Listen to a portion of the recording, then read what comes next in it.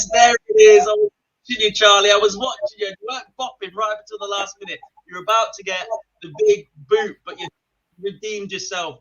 Good evening, ladies and gentlemen. Welcome to night number 3 of the Fallout Bar from the PDC World Championships. A little bit of an indifferent day, boys, but boy, do we have a headline to talk about tonight. Charlie, your first show of the 16-day bonanza. Good to see you, mate. Yeah, good to see you lads too. I've been following the show for the last couple of nights, but obviously what a day today. I've quite literally followed the darts all the way through the day, but I've been at uni, I've been watching it on the Sky Bet app. I've been trying to follow it in any way I can possibly, and it's been absolutely incredible. So some great games to talk about, and you know the big moment, I missed it. Yeah, just a quick note. Other bookmakers are available to watch live, including the one that is sponsoring the show, BoyleSports, up in the corner. It's 2 in 2 nights, boys. Well done, Lee, mate. How are we? God, it's a good job I don't bet anymore. I thought I made the mistake.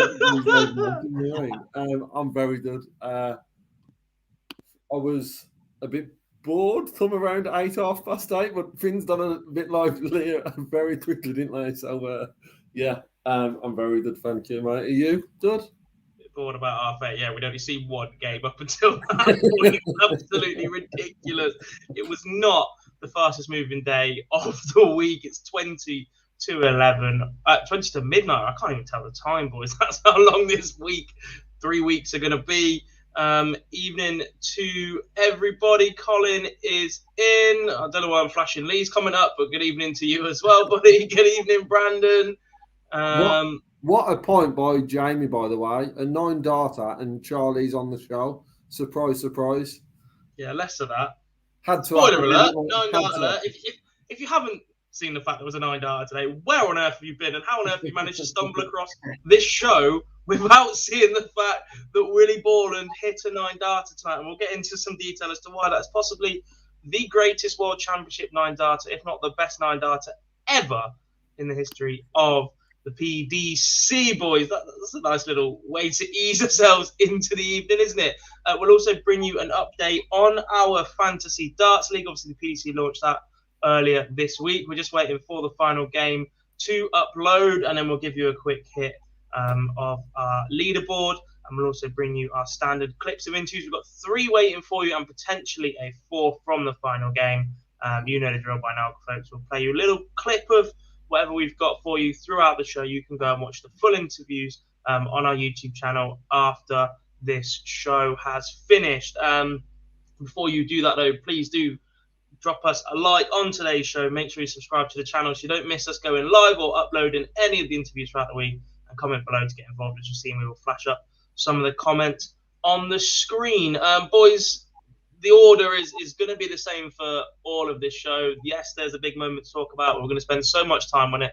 Let's get the majority of the rest of the night out of the way. We're going to go in game order, starting with the afternoon session, which was Ryan Joyce against Roman Benicky. Lee, this one looked pretty much sewn up after the first 2 sets. Ryan Joyce was just doing enough. Roman Benicky wasn't quite showing what some people know he is capable of. And then that flipped on its head. Roman Benicky started finding the treble, putting a couple of big finishes, and we went all the way to a last leg, mate. How exciting was that? Yeah, he did flip it, but it was because he was given the opportunity by Ryan Joyce. Ryan Joyce will be disappointed not to let that wrapped up earlier enough and get that game and move on ready looking to the second round. It was a strange one, really. Because like I said, we were chatting, me, you and Phil, around it being all done and dusted and ready to move on to the next one. And that changed very, very quickly, didn't it? So the amount of times Phil has sent us a graphic to post on our social medias with a scoreline in as a set looks like it's about to wrap the match up. And then somebody's come from 2 legs down and that set and just gone, nah, make another one, mate, because that is not the way this scoreline is finishing. It's absolutely ridiculous so far today. Yeah, it's just been a nightmare. Charlie, look, Ryan Joyce, former quarter-finalist at the World Championships, is a player that is earning a lot of respect, is relentless by name, relentless by nature. Not his best performance, but he moves on. And as I said in a tweet later on in the night as well, it's the World Championships. The W is far more important than a performance. Yeah, 100%. I mean, it'll probably be a little bit alarming that he's let the 2-0 lead slip, because that 2-0 he was so comfortable that I expected him just to get the job done and he'd be straight in the back room and that would be it. So fair play to Benicky. I was really impressed by him actually, and the fight that he put in, it was spirited, and he actually probably deserved to win the game. But Ryan Joyce, at the right time, with the experience that he's got on the stage, to take out the game as he did, he'll be delighted to get through. And, games like that will teach him a lot of his game and not to get too complacent. Yeah, and that complacency is quite key, Lee, because we've seen it from Willie O'Connor earlier in the week, come out and say he'll never underestimate an opponent again. Scott Mitchell replied to that on Twitter saying a very easy mistake to make, as if implying that he had done the same. It looked like Ryan Joyce had potentially done that. The next game, one of the players was 2-0 up in that one. Considering the standard of darts about at the moment, there seems to be an awful lot of underestimating your opponent going on at the biggest tournament in the world, and it's only day number 3. Yeah, but no, it's happened. It seems to be a thing that it's talked about every year, that people underestimate, and to get to the World Championships, you've got to have done something well, or 95% of the field are in good form. It's obviously the odd one or two who can be dropping down the rankings or whatever and still sneak in. The majority of the field are in some good form or have played some good darts in the past couple of months to come through some sort of qualification. But we seem to find that a lot of players still then underestimate it or are already looking forward to their next game. And Ryan Joyce will need to step it up next time in what is the battle of double 16, I think, with him and Mervyn King. Whoever seems to find that will probably be the one who's victorious. The rest of the percentages, the rest of the scoring won't really matter. It's who can hit double 16 the most will make it through into round 3, I think. Yeah, and have you not backed a certain Mervyn King to go quite far in this tournament? After seeing that, I was pretty confident. Yeah, I was feeling more confident when Joyce was going to throw it away. I thought, well, here we go.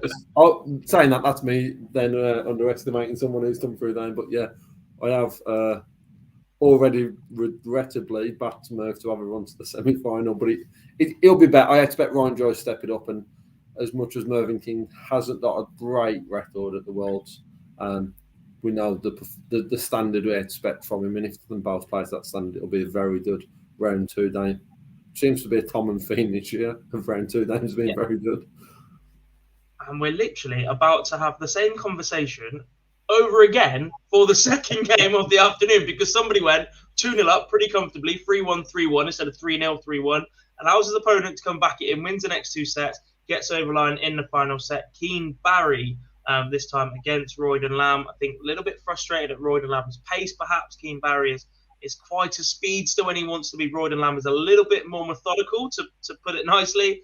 It was difficult to watch at times, as has been a lot of the darts today, to be quite frank. It's not all been the styles make a game is a point very often put towards darts, and that was very evident in one of the matches tonight. The rest of the matches pretty much showed why that is a key into making an enjoyable game. But yeah, Charlie, Keane Barry getting over the line, which is a big win for the youngster at the World Championship.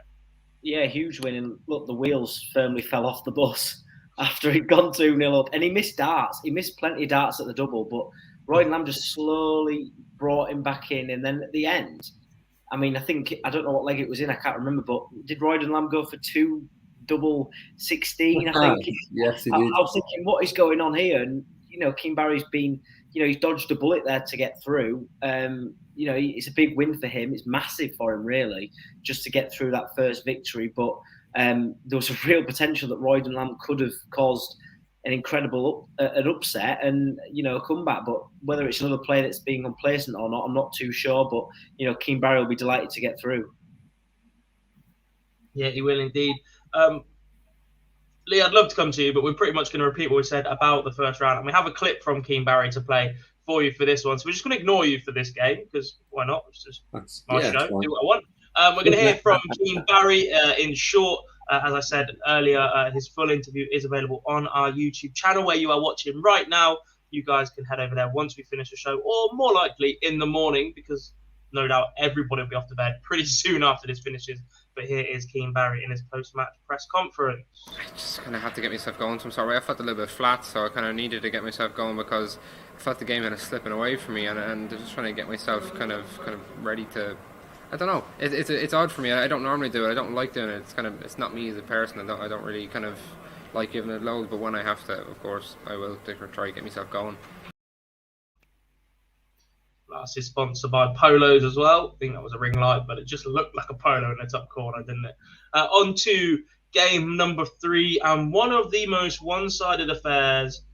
I say that was he won a leg in every set, but it was still one-way traffic for the Russian Boris Koltsov over Jermaine Watamena, finishing with a slightly lower average than his opponent, but winning 3-0 in sets. Lee. Yeah, it was. I love Big Bad Boris. There's not many people in the UK at the moment can say I love Boris, but there is one I certainly love. It was good to see. There was bits of it, getting the crowd going and all that sort of stuff. It can be looked at in different ways, because for me, I don't know if you should be doing it in between your free darts. That's probably where I question it a little bit. If you're doing it, before you throw or afterwards and leaving it to be then, if you've thrown 2 darts and then you're stopping and turning around and leaving it the bidding and such. And a lot of the times, I know we did it once and then went up to the board and hit a 1, and I thought, well, sort of backfired. But there is a lot of Boris that's very enjoyable to watch. Watamena, I think we were speaking about it last night when we was looking forward to this one, is that he just hasn't been in any type of form that I'm not sure if anyone did pick him, but no one picked him with any much conviction, because we haven't seen the Watamena that we've seen previously. So it was good to see Boris that his first round win. I think he's won a prelim before. Good to see him that his first round win, and hopefully he can up that average. I know it was around the 90 mark, I think, which was his highest on that stage. Yeah, if it can up that as well by a few points going into the next round, we might see an even better Dane. But overall, he done well to, like I says, wrap it up 3-0, and it looked very convincing.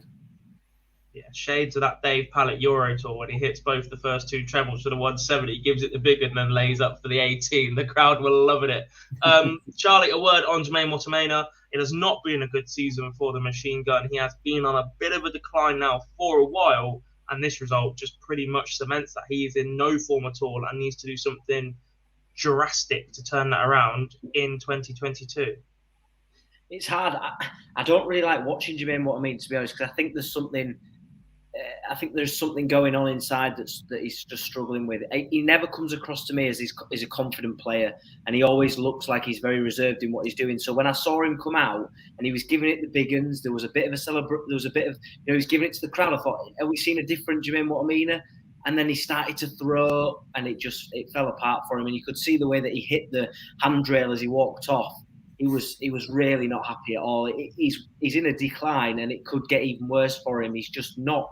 The consistency isn't there, and Boris did a job over him this afternoon, but it wasn't nice to see at all. No, it wasn't nice to see for Jermaine, but it was entertaining to watch Boris Koltsov, and now it will probably be just as entertaining to hear from the Viking. This is Boris Koltsov. It's unbelievable. Before, yeah, true. You never see me like this. Yeah, that's why. It's unbelievable. Before, yeah, true. You never see me like this. Yeah, that's why. I enjoyed the 2 months before this World Championship, and I think, Boris, you are good. Just go up on the stage and show everyone how is your game and how you prepare before this tournament. And that's what I showed today. I just throw my darts, I hit everything, and all the people with me, and I turn around, and that's why I want to put all the crowd up, because I say, hey guys, I don't hear you. That's what I want to do. I want to enjoy, because when I come here in the morning, one of the PDC officials tell me we work for this tournament all the year, and now you need to show you what you do all the year. If you want to do something, just do it. Just do it now. Not before, not tomorrow. Just do it now. Just show it now. That's what I do up the stage. That's what I do. And that is what it is. That's what I tell you. That is what it is. I win today. Maybe tomorrow he win me in one local tournament, bar tournament, and play a championship next year. He can win me. He's a good player. That's what I mean. But today, I'm a better. That's what I do.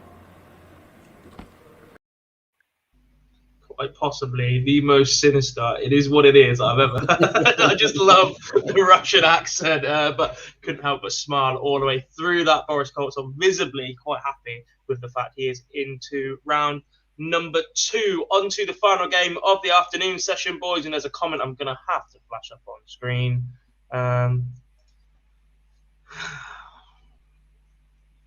When I made that comment, Krzysztof Ratajski was having a bloody good season on television. Apparently, I'm never allowed to forget that. I've made a statement about it on Twitter. We can all move on. Yeah, it was not great from the Polish Eagle today, Charlie. He is defeated 3-1 by Steve Lennon. Yeah, and Steve Lennon missed, there's a lot of doubles that he missed. He had 9 out of 40. So it shows how big a difference there was between the two players. And I expected Krzysztof Ratajski. He was 2-0 down in the first set. He got back to 2-all. I thought maybe he's got a chance of nicking this, and that would be massive. But he was getting frustrated with himself. It then started to click, and then he lost the leg. So for him, I was so certain that he would win today. That was my dead cert game of the afternoon session. I thought that's going to happen. It's a given. And I was so surprised that he didn't get through. But fair play to Steve Lennon. He's not been at his best recently, but yeah, Scuba Steve, he's the man, isn't he? He got the job done, and just to rub it in there, God, for you. The most terrible nickname in the world. It is truly dreadful.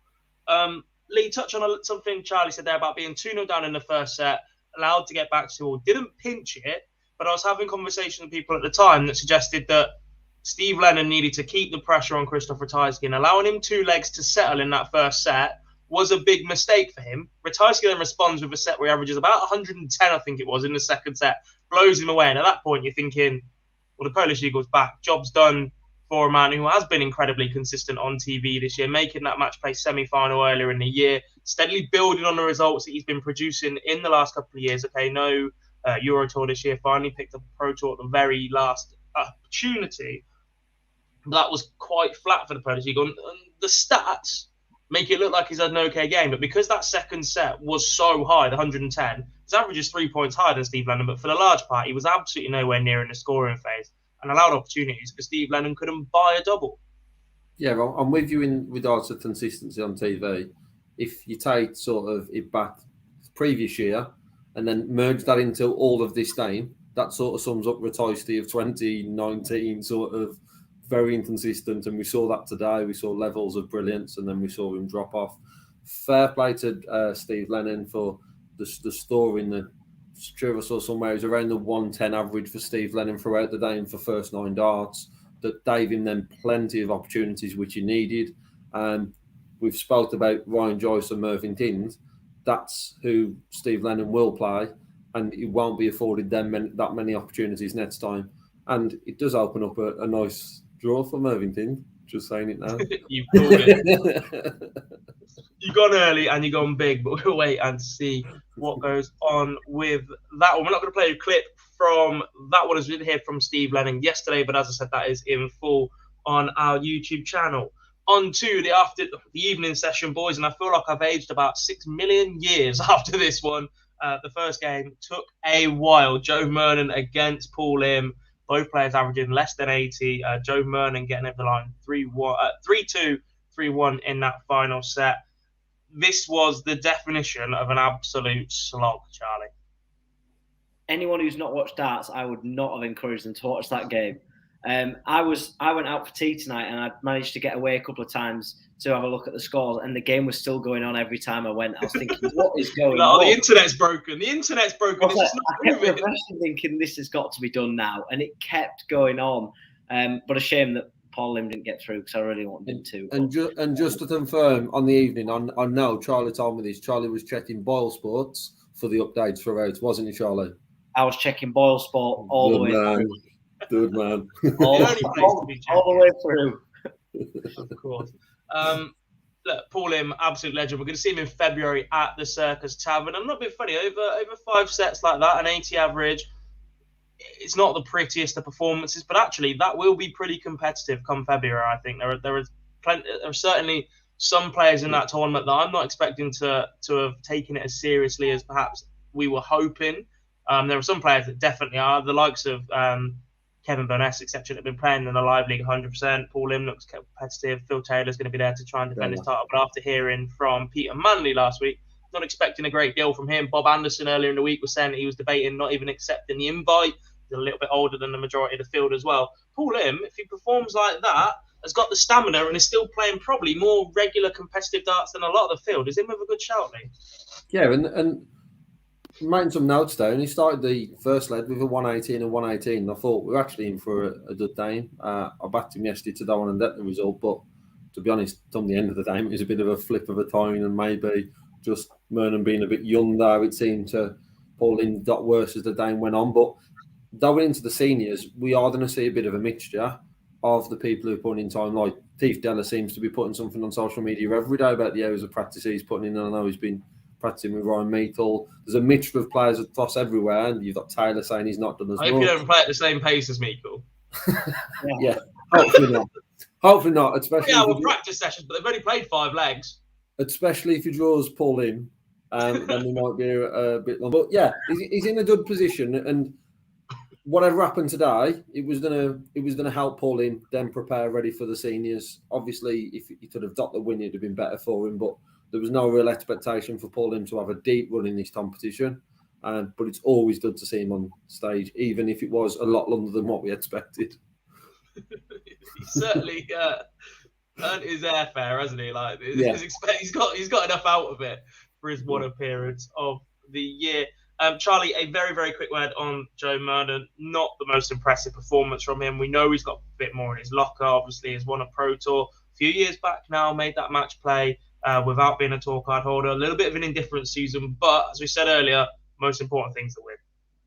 Yeah, I mean, early season form, he could probably look at that and think, "Oh, I've got to change something up here." But it's the World Championships. It doesn't matter how you get your win.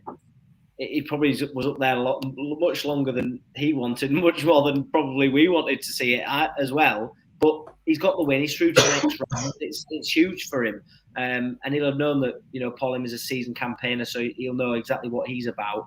But yeah, as we mentioned at the top of the show, the win is the most important thing. Jamie says, "Was that the longest best of 5 ever time-wise? If it wasn't, I dread to think what beat it. Maybe Tony Fleet at the BDO a few years back." When you think about what time we've come on air, you've had 2 3-0s this evening, and you've had the other dame has done 5. However, at the fastest pace you could have probably picked, unless you put Danny Laby and Ricky Evans together, would probably be the only 2 people who've been beat on for pace at stages tonight. So yeah, it sums it up how long that dame took. 100%. Rose says, "Gosh, Paul Lim is going to be just down the road from me at the Circus Tavern." As am I, Rose. Don't see you getting excited about that. We're going to be there covering it as a team. Lee, we're sharing a hotel, for Christ's sake. We're sharing a hotel room. We're not sharing the whole hotel, just the room. We are. Can I be the little spoon? We'll switch. We're there for 4 nights. We'll switch. Sharing is caring. On to the next game, boys, and this is the absolute saviour of the day, the best game in the tournament so far, and if anything beats this moving forward, fair bloody play, we're in for an absolute belter of a game. And of course, spoiler alert, you must have seen it by now. If not, it is absolutely everywhere. That clip has racked up nearly 1 million views across all of social media so far, plus the people that watched it live. Willie Borland with the most fantastic 9-darter to win the match in a deciding leg when there is no tiebreaker in the 5th set is absolutely unbelievable. The young Scottish lad it's just ridiculous. It's the most fantastic moment, absolutely all over the place. Limbs all over, a celebration to rival Dean Winstanley's, the outpouring of emotion, the crowd turning from Scotland get battered everywhere they go to screaming their heads off within the space of 3 milliseconds, it felt like. I don't know how to describe it anymore, Charlie, but what a match, and what a way for it to end. That game will go down on Sky Sports Darts Gold for years to come. I'm so jealous for anybody that was there tonight. That is, I have 2 friends in the building. Absolutely incredible. I thought Fallon Sherritt, the 170, couldn't have got any better than that. That was unbelievable. And you know, just having fans. Imagine if that happened without any fans there. Just imagine that. Just the atmosphere is. Imagine if Willie's was last year and James Wade's was this year. What a contrast that would have been. I think Willie's celebration would have still been the same if there was no one there. It was just right. You just heard it echoing. He'd have made that much noise, screaming. It would have just bounced back at him off the walls. Yeah, but look, for Bradley Brooks, you can't do much more than that, can you? Really? You literally got to hold your hands up and say, "Well, there you go." So what a game, and yeah, that was absolutely incredible. You do indeed, and holding your hands up is something I'm about to do, Lee. It doesn't happen very often, but last night I suggested that the fight from Bradley Brooks perhaps wouldn't be there because he was in not even a win-win. Losing the match long-term for his career could be more beneficial to him. And I thought that meant that perhaps that in those moments when you really had to dig deep, the fight might not be there for, what's his name? Bradley Brooks. Just gone absolutely blank. But couldn't be more wrong. That opening set, 112 average. The action has never looked smoother. It did start to break down a little bit after the second set. You started seeing him moving a little bit more, pushing a few more darts. And that is pressure. That is tension. And that shows you just how much that meant to Bradley Brooks. We had the 148 from Willie Borland, which was absolutely superb, and a 130 earlier in the match. Bradley Brooks just won over 134, the treble 17, double 16. Unbelievable stones from Bradley Brooks. I just literally have run out of superlatives for this match. But back to the point, Bradley Brooks, the fight and commitment he put into a match that actually winning would possibly be a little bit detrimental to him long term was unbelievable. Yeah, a check out you missed there was the 112, 2 darts thrown, smack a wasp out the way, and then come back and hit double 16 in the final set. There was a lot of it in there in Bradley Brooks. There's been, obviously, since when he was youth champion, there was then questions asked about him because we'd seen him a couple of times not performing to the level. And then coming into today's game, he was in a bit of a no-lose situation, obviously, regarding the tour card. But, yeah, I know you questioned it yesterday, but I think the first lead, he sort of shut you up in that sense to say, you know, I'm here to play, I'm here to win, I want to push on and do as hard as I can. Obviously, the talking point is the 9-darter, but I think Webby afterwards said, even if you take away that last lead, it was a brilliant game of darts. It was one we want to watch over and over again. However that last lead finished, it was going to be looked at as one of the better first-round games we're probably going to have this week. To have then the 9-darter at the end of it will probably make it the best one we've had. But it was going to be in that midst anyway. Fair play to both players for that. The lad I feel sorry for the most was one who didn't even play. Nathan Rafferty. Willie Borland's friend, stablemate, sat there watching his friend hit one of the most magical 9-darters in PDC World Championship history, sending you to Q school in doing so because it meant Bradley Brooks got his 2-year card, finishing top of the PDC Development Tour Order of Merit in the UK. Didn't make it into the top 64, retaining his tour card status that way, which would have then passed on to second place Nathan Rafferty. An intriguing subplot all the way.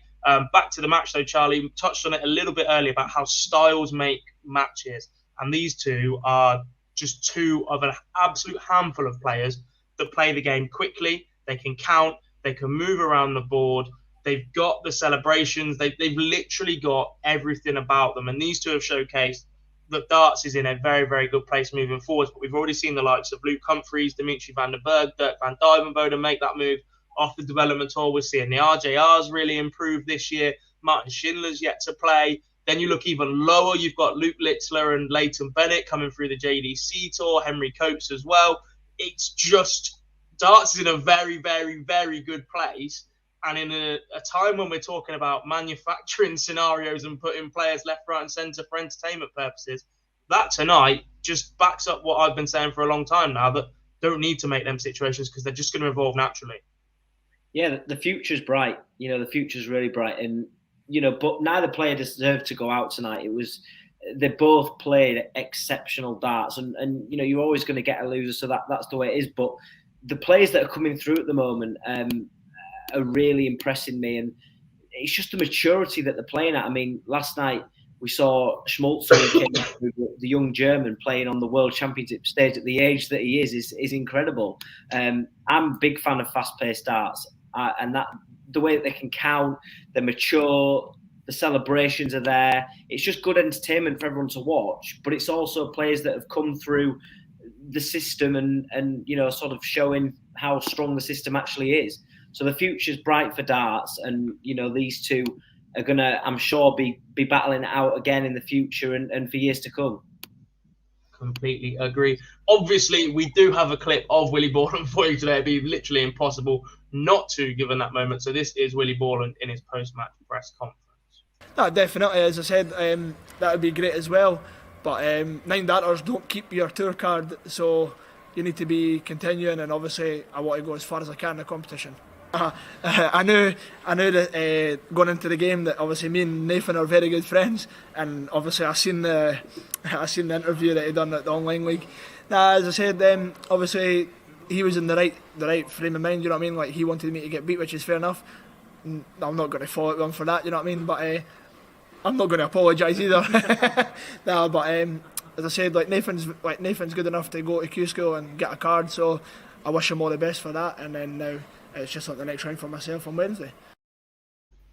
Gonna pick up that live lounge league name dropper as well. Cheers, we really appreciate that one. Willie Borland there talking about his friendship with Nathan Rafferty.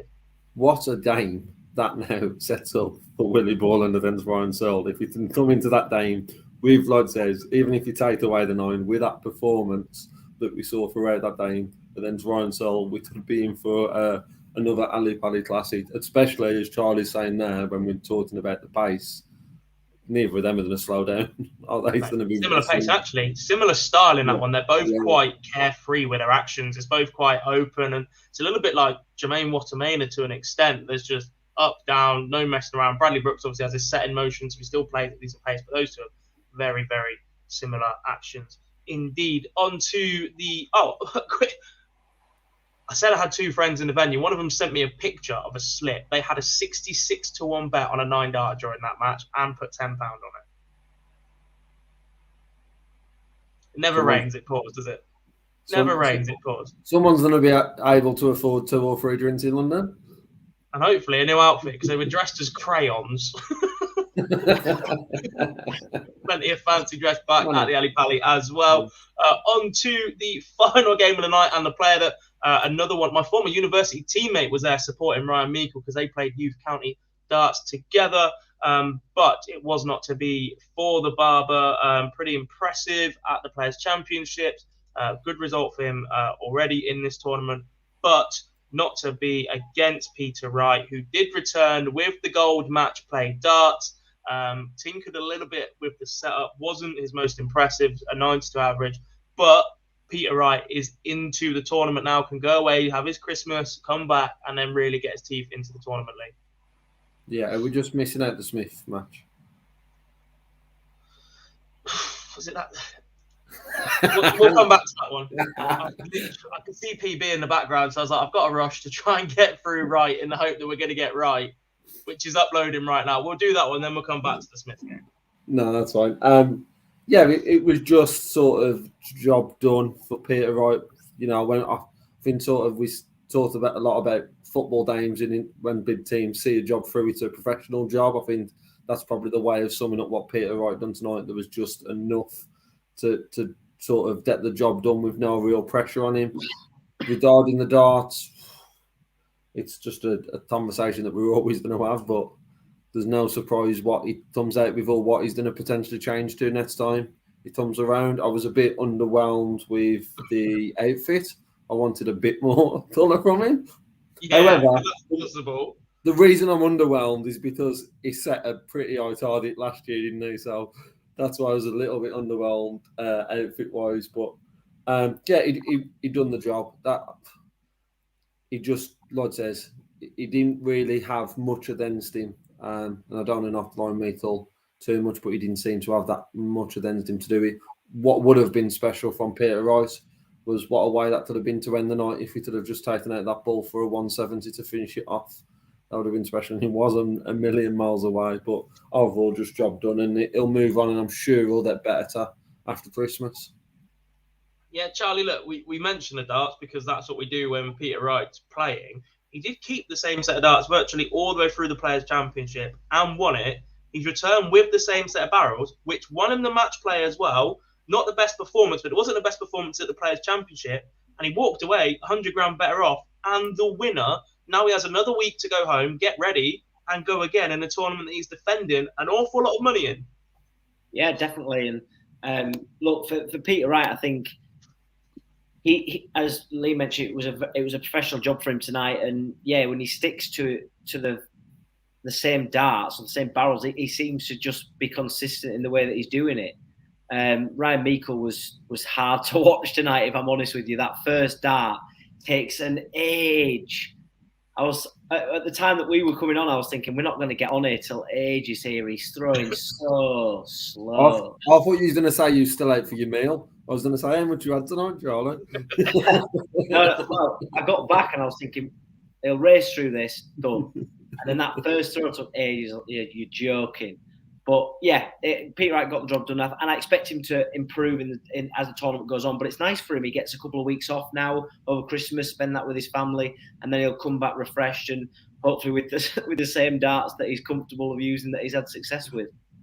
Yeah, it's a bit of a risk for a seed playing this early because they do have that opportunity to break up any momentum they might build. But obviously, returning after Christmas now, they get to play with a bit more consecutively. Job's done, and they're into that second half of the tournament, if you like. This is almost like a qualifier for them. Let's hear from Peter Wright. Then we'll go back to the game I've forgotten. Then we have 8 more games to look ahead to tomorrow, and it is already midnight because of how late we started tonight. Here is Peter Wright in his post-match press conference. Even though I don't know, it takes me a little while to get into the tournament. So, yeah, I wasn't settled at all. Oh yeah, I've already got my little mini one here. Yeah, I think I'll win it. You ain't got to play well until January 3rd, and that's all that matters. As long as you keep winning your games, you know, it doesn't matter if you scrape through or you're lucky or whatever. As long as you keep winning, it doesn't matter. Perfect attitude for a World Championship. Nobody remembers how you do it unless you win it in a 9-darter, Willie Borland. But they do remember your name on that Sid Waddell trophy. Back then to the game that I missed, and to be honest, not really missing much. If we were to have skipped over it, Ross Smith with a comfortable 3-0 victory over Jeff Smith, only dropping 3 legs in the process. Jeff Smith a little bit off the pace. Obviously went and qualified for this event after already being in it by playing in New York, because it also guaranteed him qualification for the World Series event coming up, which will obviously put him into a different pot, more difficult draw, which is perhaps a PDC issue, not his. But ultimately, it looks to have cost him because that was a tough fixture coming in. Ross Smith been very, very consistent this year. Not at his best, but job done, Lee. Yeah, it's quite similar to Peter Wright in the sense of he didn't have much up against him, but he got the job done. There was no point throughout that game where you felt like he didn't have it under control. So it was sort of job done for Ross Smith. For Jeff Smith, it was very, very disappointing. I'm sure last year in the opening night, he lost to Team Barry, I want to say. The one night with fans in, if memory serves me well. You were there. Yeah, I know. That's why I'm thinking it was. But I'm sure on that night as well, it was very underwhelming.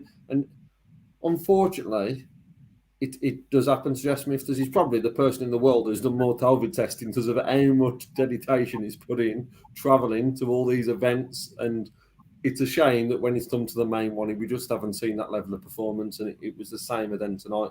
But fair play to Ross Smith, obviously, for us guys, we want to see him go as far as possible because he's got the online darts logo on his that one that Dob's showing off. He's got that one on his sleeve, and also him and Peter Wright are two of my fantasy picks. So good to see him get through, even if they didn't score as many 180s or hit the 9 darter that Mr. Borland did. It's almost like we promised an online darts league fantasy update this evening. Let me work out how to do it and put it up on the screen. It will be this one. There is our online darts fantasy league. Charlie, is that you in fourth? How have you managed that? Joint Guys, like, we've got someone competing. Currently, against Alex Nelson, 1403. They've got Peter Wright as captain, so 12 points for them. Gerwin Price. They've lost Christopher Tyskett and they've lost Scott Mitchell, Willie O'Connor, and that can't be right. I don't know. I've wangled that, to be honest, mate. I really don't know. That was my team we were looking at. Gerwin Price is captain for 24 points. They got Ryan Joyce, Ross Smith. They've lost Daniel Albie. They've still got Rob Cross, Ryan Sell, and Fallon Sherrick to play as well as number one. Let's take a quick look at your team then, Charlie. See what you've got for us.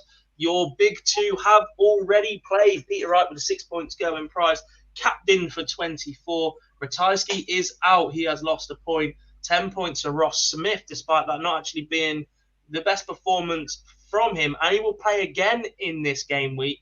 And you've still got Labanauskas, Van Barneveld, and Alan Suter, and Rob Cross to play, who, from memory, 3 of them have got pretty nice draws. Charlie Hopper, you could be top after game week 1 if you carry on this form. A quick look at Jack Richardson. He's on 43. Alex Curry. Anyone in the chat room? Let's see if we can see any of you there. Also, anyone in the chat room? Anyone had Willie Borland? You should be up there if you have. Does that 9 darter get you 15 points? But anyone that missed the Borland? I haven't seen him in any of the top 5. I haven't. However, if he's the only pick, which he might be to some players, he's only 15 points, obviously. Let's have a look at the overall league and see what's going on. Big Mick is currently the worldwide leader because he has Willie Borland. He has Gerwin Price, captain, Daryl Gurney, Steve Lennon with 18 points, back-to-back wins in pretty convincing fashion. He's lost Ricky Evans, but he picked him up 12 points on the way. Willie Borland, 11. He still has Stephen Bunting, Michael Van Gerwen, and Raymond Van Barneveld to play in game week 1 as well. And that is enough of that one. We will come back to that later on in the week. Make sure you're keeping an eye on your teams, folks. Let's have a look ahead to tomorrow. Quick, Jamie says, what were the odds on Big Willie's 9 darter beforehand? I'm not sure on him individually. I know it was 66 to 1 for 1 in that match, which is pretty spectacular. Maliki has MVG as captain. Jamie, I think you can still join the league. The code will be on our social media. Yeah. I'm not sure if your points will count from the moment you join the league, though, so you will be a little bit hampered. But I presume if they've rolled it out now, it's going to be at all of their major events. So keep an eye on that one, and we will no doubt keep putting this up as a feature if people want to get involved. On to tomorrow then, boys. Let's race through the 8 games that we have in store, starting in game order in the afternoon session. Jamie Hughes taking on the father of the father-son combination, Raymond Smith, in the opener. Charlie, you know what's coming now. Prediction time, please. Yeah, I think Jamie Hughes will win this game, and you know, get over. I think he wins 3-1. I think he's just got the experience. You know, he's ranked 41st in the world, so he's got the experience on the stage, and I think he will get the job done. I think 3-1 to kickstart the Saturday at the Palace. Lee, on to you. Some of you guys already figured out the chat room as well. Don't forget, put us your predictions and we'll flash some of them up on screen for you. I've just not been convinced with Yozza this year, and obviously the injury impact. I can see him coming through it, but I'm going to it will go all 5, and that Yozza will come through it, but he'll come through it 3-2. obviously just down the road from me, so I will be back in Jamie Hughes, hopefully, like I says. But I just think it'll be more scrappy than what we've seen from him before. So 3-2 Jamie Hughes. I too am going to go Hughes. I think the experience just gets him over the line. Don't get me wrong, Raymond Smith has been around a long time, has been here before, I'm pretty sure, a player on the DPA tour. But much like today, don't expect this one to be the most aesthetically pleasing. Jamie Hughes is very methodical. I'm pretty sure Raymond Smith is no spring chicken and that much of a speedster himself. There is a reason this one is on first. On to game number 2, and coming to you firstly, multiple watcher of the show, Callan Ridds up against Yuki Yamada. I don't see any trouble for Callan Ridds here. No, neither do I. I think he'll get it done within about 11 leads maybe, and he'll get it won 3-0. Hopefully those a little bit more. However, he wins it in 3, because I've got Callan Ridds in my team, as we've just been going through some of them. So if we could throw in a few 180s and a few big checkouts for me. But I don't see Callan Ridds coming through with fairly easy. But hopefully, not just the result, but hopefully we'll see a performance, because he's one everyone likes to see on that stage, especially when he's in full rhythm. So Ridds 3-0 for me. Yeah, Charlie, for you? Yeah, pretty much the same. I expect Ridds just to have too much. His scoring and his finishing will take him through the game. I expect him to come through 3-0 and get the job done pretty quickly. Yeah, I think I'm going some. This isn't us being disrespectful to Yuki Yamada. We've seen some of the players that Japan have produced over the years turn up and produce on this stage. Seigo Asada, Edward Folkes. But I just think Callan Ridds, when you win a Pro Tour in a year and you're carrying the form and the confidence that Callan is, I expect him to win this game and pretty comfortably. So I'm going for 3-0. On to the next one, boys. And if Mark Dedeker produces the form that got him to qualify for the Grand Slam, this could be a real battle. If he produces the form that he produced at the Grand Slam, it will be pretty much one-way traffic, Charlie. It will, yeah. He was pretty woeful at the Grand Slam, wasn't he? Bit hit and miss. I expect Darius to get through. I'm hoping he gets through and he can put a couple of big checkouts and 180s to get me a couple of extra points. But, you know, the experience that he's got, I don't see him having an issue. But I think he'll win 3-1. I think Mike Dedeker will get a set. But I do think he'll get through and relatively easy. Leon, to you? For me, I'm going to go with Charlie on this one. I think I'm going to go 3-1. Don't think it will be as plain sailing. I think a few of those sets can go all the way. But just that experience on the big stage will let Darius through 3-1.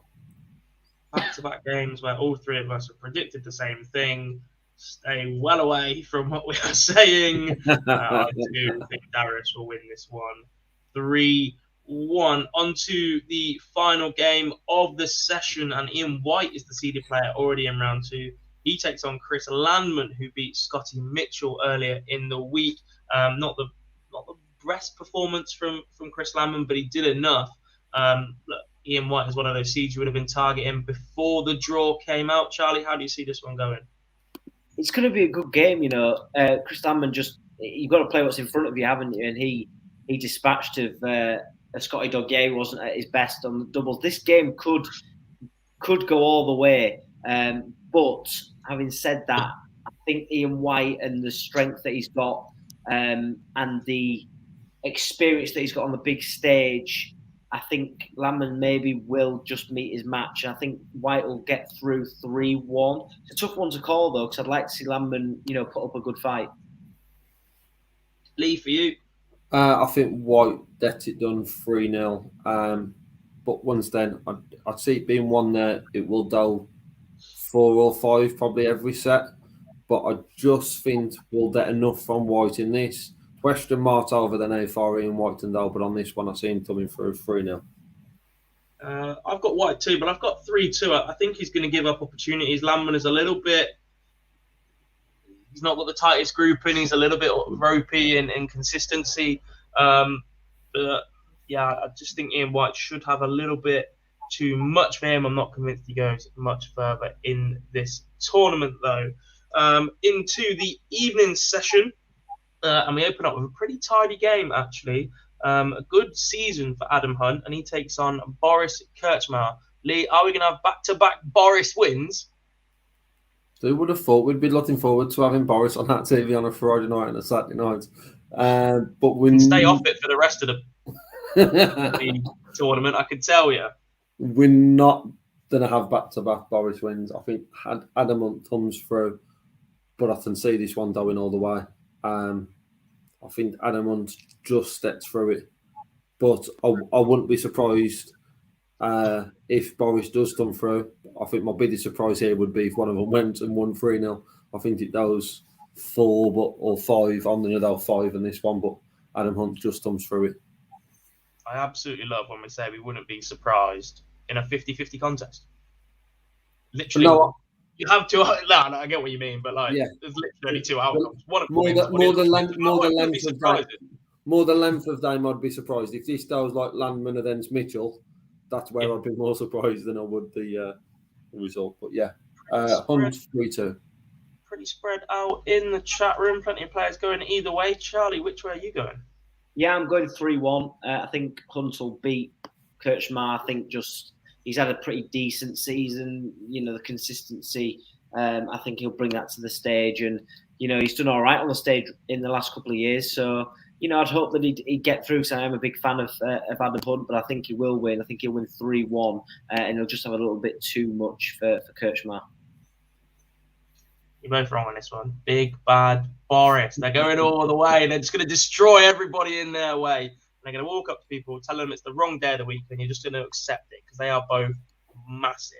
Moving on to the second game of the night, and the brand new World Youth Champion Ted Evett takes on the former BDO runner-up Jim Williams, who has also assured his tour card for next year. I can't remember who's going first in this one, so Lee, I'm going to pick on you again. Cheers, mate. This was one I done the piece on our site regarding the first round games to really look forward to, and this was one of those in there because of what Ted done at the youth, because of how Jim Williams, probably what Jim Williams done at the Slam. If you was talking to me about in the first week of November, it was probably one I wasn't looking forward to, but the pair of them have found some very good form in the past month or so. And I can see this once again. I'm going to go with it. You're going to have a long night on Saturday, and you're going to be coming on late because I see this one going all the way as well. I just think Ted Evett does enough and just comes for 3-2. And banishes that hoodoo of losing to Fallon Sherrock as well, by the way. A little bit of an undertone there. Hopefully, and this is not me saying I want people to boo Jim Williams. I certainly don't want that because I do like Jim Williams. But I hope that Ted Evett gets a really, really good reception because we've seen the knock-on effect that it's had to Ted losing to Fallon, and the reception got that day I didn't really agree with. However, I just hope this time he gets a very good reception and we see the game between the two of them. But yeah, Ted to just come through. Again, don't expect this one to be rat-a-tat-tat. They will just get on and play the game, but it won't be the most rapid game in the world. Charlie, your score prediction, please. Yeah, Ted Evett to win. I think he'll win in a close game. I think 3-2. But it would be great just to see this to go right to the final set, and maybe a last leg decider would be great. But I'd like Ted Evett to get over that hoodoo of the Palace and the Fallon Sherrock loss. But I think he will just get through against Jim Williams. I really don't know on this one. It's a little bit of a toss-up. Jim Williams is a fantastic player. Ted Evett has bounced back fantastically by becoming that World Youth Champion. I think that's just going to give Ted the edge. We heard from Jim Williams a couple of weeks ago now ahead of this tournament and accepting his tour card. And he said he was still a little bit undecided by that. And if you're going to commit to the PDC, I think you have to really commit. And it starts by being here at this World Championship and taking it as seriously as possible. Because it'll be a real good springboard to go into your PDC career with. I think Ted Evett wins this one 3-1. On to the penultimate game of the night. Roby, John Rodriguez, one of the two RJR boys that possibly should have won their cards at Q's Cup, but have fantastic years on the Pro Tour nonetheless as the reserves against Nick Kenny, the man who loves to leave it until the last minute, Charlie. Yeah, this one's going to be another really good game. I expect this one to be a tight game. I think if RJR can play like we know he can and he can bring out his A game, I think he'll blow Nick Kenny away. But having said that, he's just been a bit inconsistent at times. But I think he wins. I think he wins 3-1 against Nick Kenny. And I'd like to see RJR go get a good run at the Worlds, actually. I've been impressed by him. He's maturing nicely. But I hope that he brings his A game tomorrow night. Mr. Boyce. 3-0 for me. Roby, John. I just worry a little bit about Nick Kenny. Not Charlie in the sense that Roby Johnny's progressively getting better, so I can see him coming through that with a 3-0 against Nick Kenny.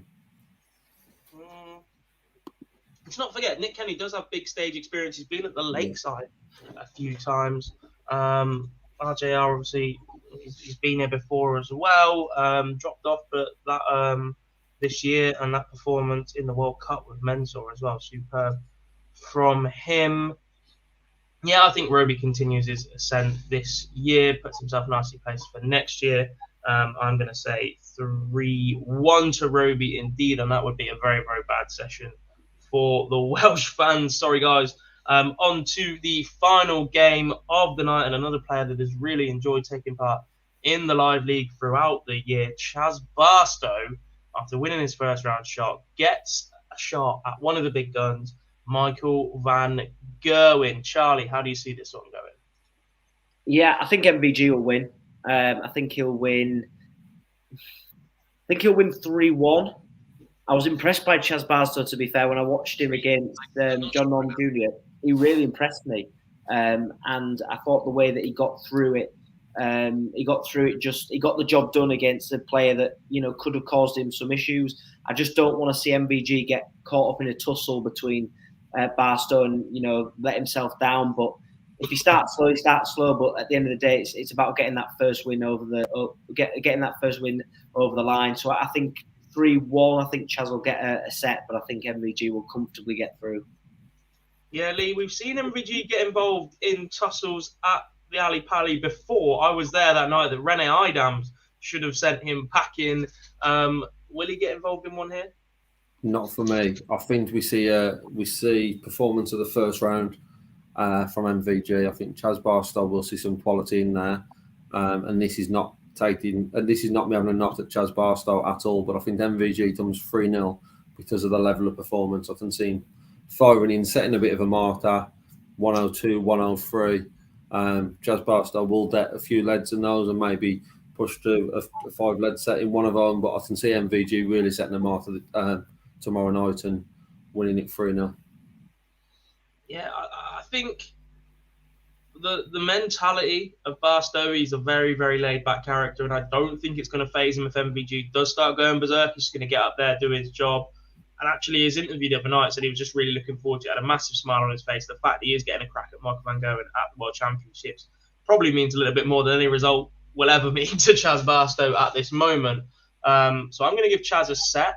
I think you are right, though. I do think MVG comes absolutely flying out the blocks and then bemoans the big gap that he will have before his next round appearance. So I'm going to go 3-1 to Michael van Gerwen to round out tomorrow evening. Gents, we are literally just about to hit the hour mark, which means this is our shortest show of the week, which it very much needed to be. Only just, by the way, but it very much needs to be given the late start tonight. Thank you very much to everybody in the chat room this evening for getting involved in the show. Thank you very much if you're listening back via your favourite podcast provider as well.